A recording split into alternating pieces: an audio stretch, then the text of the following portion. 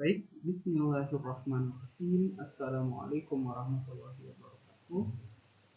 Baiklah teman-teman semua, di sini saya Fathur Riyadi Arsal akan menjelaskan tentang mata kuliah, yaitu mata kuliah dasar-dasar manajemen pada pembahasan manajemen pembelajaran. Baik, pada pembahasan ini kita memiliki 4 pokok bahasan, yaitu manajemen pembelajaran, tujuan dari manajemen pembelajaran, prinsip-prinsip manajemen pembelajaran, dan juga pelaksanaan manajemen pembelajaran. Baiklah teman-teman semua, sebelum kita membahas manajemen pembelajaran lebih dalam, kita akan membahas manajemen dan juga pembelajaran terlebih dahulu.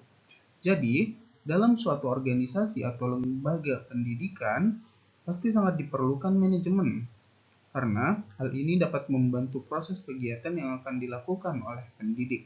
Dan jika dibayangkan, seandainya tidak ada manajemen, pasti segala urusan akan kacau dan tidak sesuai dengan yang diharapkan.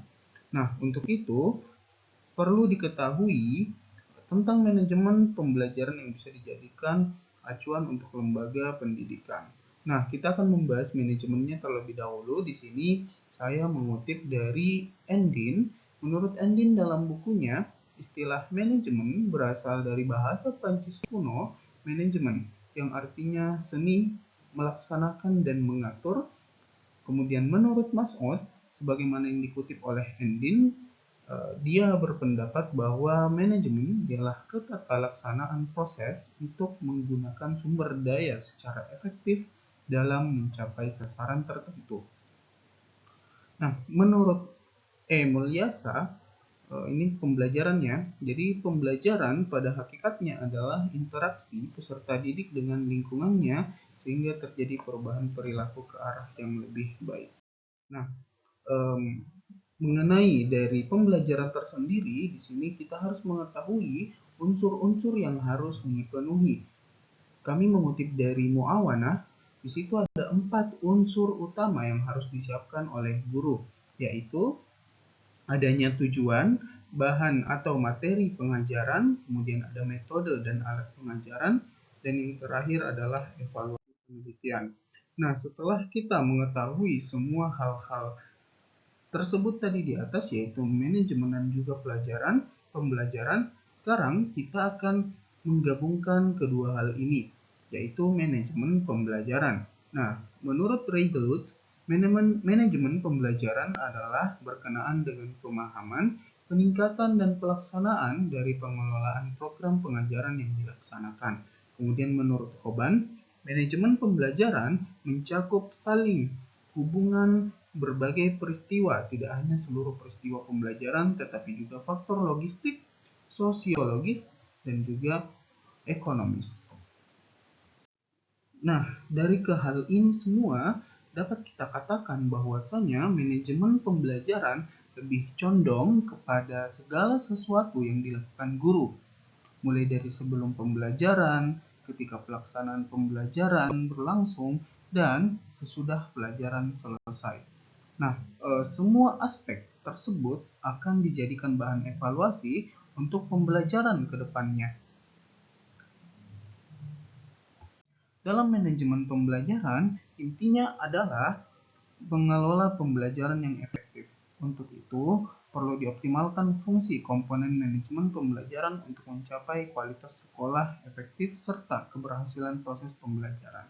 Nah, kalau menurut Syafruddin, komponen manajemen pembelajaran untuk mencapai kualitas pembelajaran yaitu yang pertama, kepemimpinan, yang kedua, lingkungan sekolah, yang ketiga, kurikulum, yang keempat, pengajaran di kelas dan manajemen, dan yang terakhir yaitu penilaian dan evaluasi. Nah, selanjutnya kita masuk kepada tujuan manajemen pembelajaran. Di sini kami mengutip dari Didin Kurniawan dan juga Imam Mahadi pada 2013.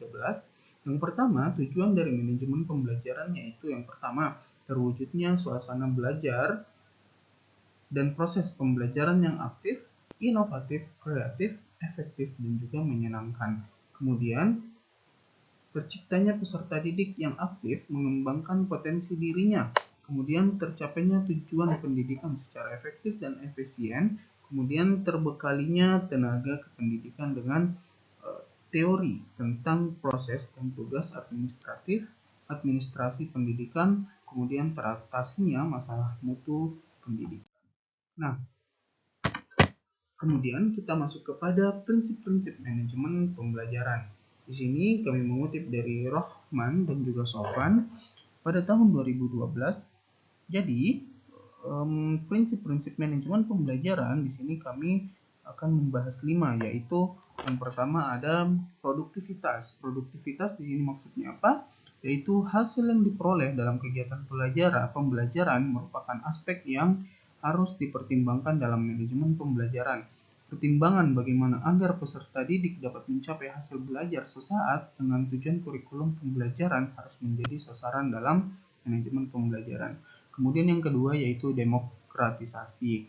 Maksudnya adalah pelaksanaan manajemen pembelajaran harus berasaskan demokrasi yang menempatkan pengelola, pelaksana, dan subjek didik pada posisi yang seharusnya dalam melaksanakan tugas dengan penuh tanggung jawab untuk mencapai tujuan kurikulum dan pembelajaran. Kemudian ada kooperatif. Kooperatif maksudnya yaitu untuk memperoleh hasil yang diharapkan dalam kegiatan manajemen kurikulum atau pembelajaran perlu adanya kerjasama yang positif dari berbagai pihak yang terlibat. Kemudian ada efektivitas dan efisiensi. Nah, jadi rangkaian kegiatan manajemen pembelajaran harus mempertimbangkan efektivitas dan efisiensi. Untuk apa? Untuk mencapai tujuan pembelajaran. Dan yang terakhir yaitu mengarahkan visi, misi, dan tujuan. Nah, dalam proses pendidikan perlu dilaksanakan manajemen kurikulum untuk memberikan hasil pembelajaran yang lebih efektif, efisien, dan juga optimal dalam memberdayakan berbagai sumber daya maupun komponen dalam kegiatan pembelajaran. Dan terakhir, di sini kita akan membahas tentang pelaksanaan manajemen pembelajaran. Pelaksanaan manajemen pembelajaran menurut Widayanti. Jadi ada 4. Yang pertama ada planning. Planning yaitu dalam manajemen adalah penciptaan manusia. Kemudian ada organizing yaitu mengatur unsur manusia. Kemudian ada actuating yaitu proses menggerakkan manusia anggota organisasi. Kemudian ada controlling agar pelaksanaan manajemen yaitu dalam hal ini manusia selalu meningkatkan kualitasnya. Baik,